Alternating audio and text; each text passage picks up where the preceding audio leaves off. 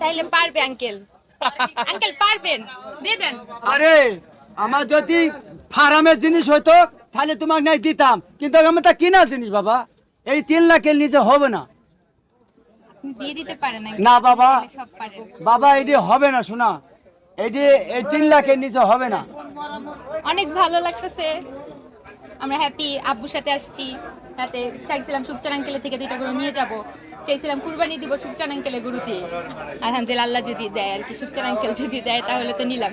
কোন কালারের গরু আপনাদের সবচেয়ে বেশি পছন্দ? এই যে রেড, এই রেড কালার, মানে লাল কালারের হ্যাঁ গরু। লালের মধ্যে কালো যে কম্বিনেশনটা, এটা অনেক ভালো লাগে।